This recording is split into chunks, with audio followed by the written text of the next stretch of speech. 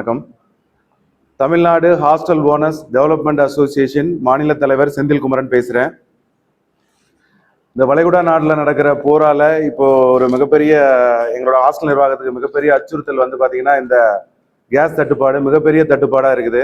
இந்த தட்டுப்பாடுனால கிட்டத்தட்ட தமிழ்நாடு முழுக்க இருக்கிற 15,000 ஹாஸ்டல்களில் கிட்டத்தட்ட ஒரு 20 லட்சம் மெம்பர்ஸ் வந்து தங்கியிருக்காங்க. அவங்களுக்கு வந்து 3 வேளை ரெகுலராக எங்களுக்கு வந்து உணவு கொடுக்க முடியாத ஒரு சூழ்நிலை வந்து எங்களுக்கு வந்து நாங்கள் தள்ளப்பட்டிருக்கிறோம்.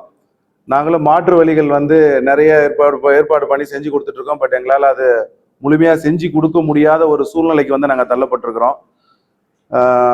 விறகடுப்பு வேற வந்து கெரசின் அடுப்பு இதெல்லாம் உள்ள வச்சு நாங்கள் வந்து பண்ணி கொடுத்து நாங்கள் ட்ரை பண்ணிருக்கோம். பட் அதுலேயும் எங்களுக்கு நிறைய தட்டுப்பாடுகள் நிறைய பிரச்சனைகள் உள்ள வருது. விறகடுப்புகள் வந்து உள்ள வந்து கிடைக்க மாட்டேங்குது. அதுக்கடுத்து விறகுகளும் அதிகப்படியான முன்னால் வந்து 2 ரூபாய்க்கு இருந்த விறகு வந்துட்டு இன்னைக்கு வந்து 20 ரூபாய்க்கு உள்ள போயிருச்சு. சிலிண்டர் வந்துட்டு 900 சில ரூபாய்க்கு இருந்து 1900 சில ரூபாய்க்கு இருந்த சிலிண்டர் வந்து இன்னைக்கு 5000 ரூபாய் 6000 ரூபான்னு வந்து பிளாக்ல விற்க ஆரம்பிச்சிட்டாங்க. எங்களால் வந்து சரி வர கொடுக்க முடியல. இது எல்லா இடங்கள்லையும் நாங்கள் மனுக்களும் எல்லா துறைகளிலும் நாங்கள் வந்து எல்லா இடத்துலையும் மனு கொடுத்துருக்குறோம். எல்லா இடத்துலையும் கோரிக்கை கொடுத்து நாங்கள் போய் வந்து கேட்டிருக்கிறோம். பட் எங்களுக்கு சரியான பதில் எங்களுக்கு வந்து எண்ட் ஆஃப் தி டே எங்களுக்கு வந்து சிலிண்டர் வந்து எங்களுக்கு கிடைக்க மாட்டேங்குது. ஸோ எங்களை நம்பி இருக்கிற குழந்தைகளுக்கு அந்த உணவு கொடுக்க முடியாத ஒரு சூழ்நிலை வந்து கிட்ட நெருங்கி உள்ள வந்துட்டு இருக்குது. இருக்கிற வரைக்கும் நாங்கள் வந்து புள்ள கொடுத்துருவோம். நாளைக்கு கொடுக்க முடியாத ஒரு சூழ்நிலை வந்தா என்ன பண்றது அப்படிங்கிறது தான் இந்த அர்ஜென்டா இந்த பத்திரிகை மீட் உள்ள வச்சுட்டு இந்த விஷயத்தை வந்து அரசாங்கத்தின் கவனத்திற்கும் அதிகாரிகளோட கவனத்துக்கும் உள்ள கொண்டு போய் சேரணுங்கிறதுக்காக இந்த அர்ஜென்டா இந்த மீட்டிங் இது பண்ணி நாங்கள் உங்களுக்கு வந்து இந்த தகவல் நாங்கள் தெரிவிக்கிறோம். ஸோ இதனால வந்து நாங்கள் தெரிவிக்கிறது என்னன்னா அரசாங்கத்துக்கும் உரிய அதிகாரிகளுக்கும் ஸோ எவ்வளவு சீக்கிரம் எங்களுக்கு வந்து இந்த கமர்ஷியல் சிலிண்டர் வந்துட்டு எங்களுக்கு கிடைக்கிறதுக்கு வந்து ஏற்பாடு செஞ்சாங்க அப்படின்னா நிறைய வந்து பயனாளிகள் வந்து இதனால பயனடைவாங்க அப்படின்ட்டு வந்து நான் இதில் தெரியப்படுத்திக்கிறேன். கட்டாயம் எங்களுக்கு வந்து இந்த சிலிண்டர் வந்துட்டு அரசாங்கம் எவ்வளவு சீக்கிரத்தில் வந்து எங்களுக்கு வந்து அரேஞ்ச் பண்ணி கொடுக்க முடியுமோ அதை அரேஞ்ச் பண்ணி கொடுக்கணும் அப்படின்னு வந்து நாங்கள் கேட்டுக்கிறேன். நான் ஒரு ஹோட்டல் நிர்வாகத்திலாம் அவங்க வந்து ஒரு உணவு ரெடி பண்ணி கொடுக்கும்போது அது பல மடங்கு மதிப்பு கூட்டி அவங்க வந்து அதிகப்படியான லாபத்துக்கு வந்து உள்ள கொடுக்குறாங்க. பட் இன்னைக்கு நிறைய பேர் வந்து ஹோட்டல்ஸ்ல அந்த ஹாஸ்டல்ல தங்கி இருக்கிற பசங்க வந்து பாத்தீங்கன்னா எங்களை நம்பி தான் உள்ள இருக்காங்க. ஒரு 2500 ரூபா 3000 ரூபாய்க்கு நாங்க ஒரு மாசம் ஃபுல்லா நாங்க வந்து சாப்பாடு கொடுக்குறோம். அப்போ எங்களுக்கு வந்து அது அத்தியாவசிய தேவையில உள்ள இருக்குது. அது நாங்க சர்வீஸ் இண்டஸ்ட்ரியில தானே உள்ள இருக்கிறோம் அப்படின்னா நிஜமா சர்வீஸ் இண்டஸ்ட்ரியில தான் உள்ள நாங்க வந்து உள்ள டிராவல் பண்ணிருக்கோம். இப்போ அது வந்து அவங்களோட வந்து ஒரு அன்றாட தேவையான ஒரு விஷயமா உள்ள இருக்குது.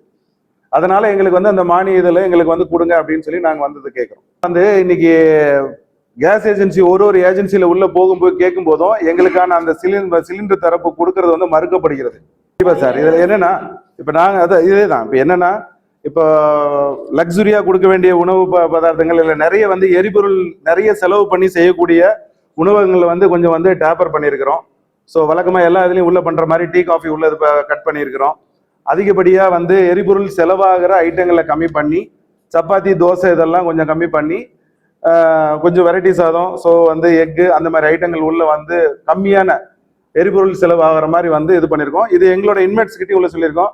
அவங்களும் இது வந்து இருக்கிற சூழ்நிலைகள் புரிஞ்சுக்கிட்டு அவங்களும் அதை அக்செப்ட் பண்ணி உள்ள போறாங்க. பட் எல்லா நாளும் நம்ம அதே மாதிரி வந்து வாரத்தில் 6 நாளும் கலவை சாதம் சாப்பிடணும்னா நமக்கு கொஞ்சம் கஷ்டமா இருக்கும் இல்லைங்களா? எத்தனை நாள் வந்து நம்மளே கலவை சாதம் வந்து 3 வேளையும் நம்ம சாப்பிடணும் இல்லை 2 வேளை சாப்பிடணும்னா ரொம்ப கஷ்டமா இருக்கும்.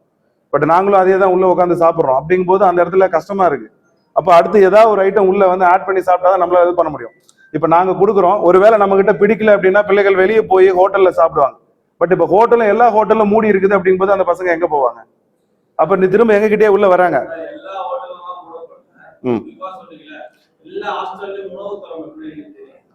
புரியல.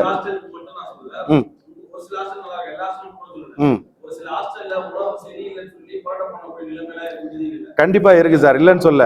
ஏடிபி ஹோட்டலும் இல்ல ஏடிபி ஹோட்டலும் உள்ள இருக்குது. இப்போ பெரிய முன்னால இருக்கிற ஸ்டார் ஹோட்டலும் உள்ள இருக்குது. ரோட் சைட்ல இருக்க ஹோட்டல்ஸும் இருக்கு. அந்தந்த தரத்துக்கு தகுந்த மாதிரி ஒரு இடங்கள்ல முன்ன பின்ன இருக்கு. ஒரு இடத்துல என்ன மாதிரி வந்து அதுக்கு உண்டான காசு வாங்குறாங்களோ அதுக்கு தகுந்த மாதிரி உள்ள. ஸோ ஹாஸ்டல் இண்டஸ்ட்ரியில உள்ள போகும்போது எல்லா இடத்துலயும் 3000 ரூபாய்க்கு தான் மேக்சிமம் வந்து ஒரு மாசத்துக்கான காசு. இதுல நம்ம வந்து ஒரு இல்லைங்க, நான் வந்து உணவு சார்ஜஸ் மேக்சிமம் உள்ள ஒதுக்குற காசு வந்து 3000 ரூபாய் அப்படிங்கறது நான் உள்ள சொல்றேன். 6500 ரூபாய் அந்த ரேஷியோல வந்து உள்ள வாங்குறாங்க. 6 ரூபாய் 6500 ரூபாய் 5500 ரூபாய் உள்ள போய் வாங்குற இடங்கள் இருக்கு. இருக்கு சார், 15000 ரூபாய் வரைக்கும் இருக்கு. ஸோ அதுல என்னன்னா அதுல உங்களுக்கு வந்து ஏசி ஃப்ரிட்ஜ், வாஷிங் மிஷின் இதெல்லாம் உள்ள இருக்கிற இடங்கள்ல வந்து 15,000. ஒரே ஒரு ஆள் மட்டும் தனியா அந்த ரூம்ல நான் இருக்கணும் அப்படின்னா அதுக்கு அதிகமான வந்துட்டு சார்ஜஸ் வந்து உள்ள வாங்குற இடங்கள் உள்ள இருக்குது. ஸோ என்னன்னா இப்போ உணவு வந்து நாங்கள் 3 வேளை உள்ள கொடுக்கணும். முன்ன பின்ன எப்படி இந்த இப்போ நல்லா இருக்கு, கொஞ்சம் தரம் கொஞ்சம் கம்மியா இருக்கு, பட் சாப்பாடு கொடுக்கணும்ல சார் 3 வேளை. அதுக்காக தான் போராடிட்டு இருக்கோம். 3 வேளை சாப்பாடு கொடுக்கணும் சார். அது வந்து கரெக்டா சொல்ல முடியாது சார். ஒரு இடத்துல வந்து ஒரு 2 வீடு இருக்கிற இடம் பில்டிங் கிடைக்கும், ஒரு இடத்துல 10 வீடு இருக்கிற பில்டிங் கிடைக்கும், ஒரு இடத்துல ஒரு 150 பேர் தங்குற மாதிரி அதுக்குன்னே தனியா கட்டி கொடுக்குற பில்டிங்கும் உள்ள இருக்குது. அப்ப அந்த இடத்துக்கு தகுந்த மாதிரி அது வந்து உள்ள மாறும் சார். மாறுறதுக்கு தயாரா இருக்கிறோம்.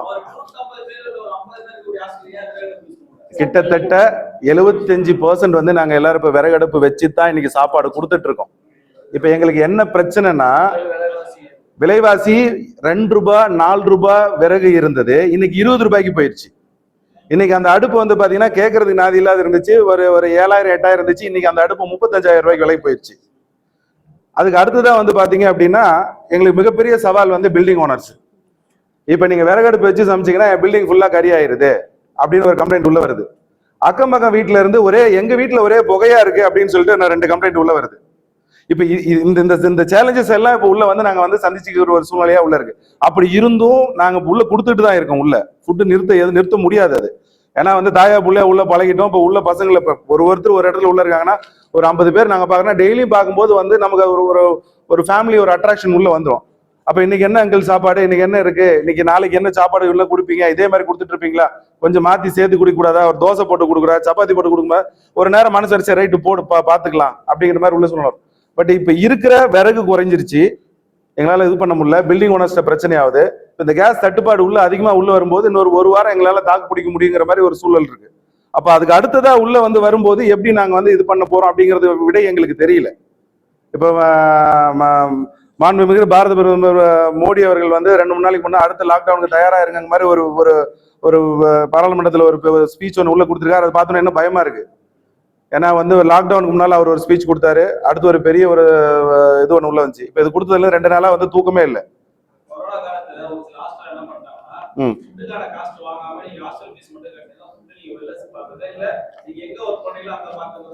Right sir. சாப்பாடு இல்லாம கொடுத்தா அந்த குழந்தைங்க எங்க சார் போய் சாப்பிடும்? ஹோட்டலும் இல்ல சார். சார் கொரோனா காலத்துல இந்த மாதிரி 1-2 ஹாஸ்டல் மட்டும் தான் நீங்க சொல்றீங்க.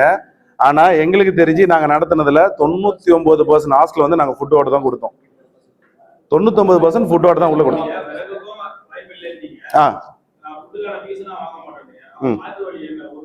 அது இழுத்து மூட முடியாது இல்ல. அது எப்படி நம்ம இழுத்து மூட முடியும்? பிள்ளைங்க வந்து உட்கார்ந்து இருக்கிறாங்க, ஏதாவது ஒண்ணு பண்ணணும். அது பண்ணணுங்கிறதுக்காக தான் இங்க வந்து உட்கார்ந்து இருக்கிறேன்.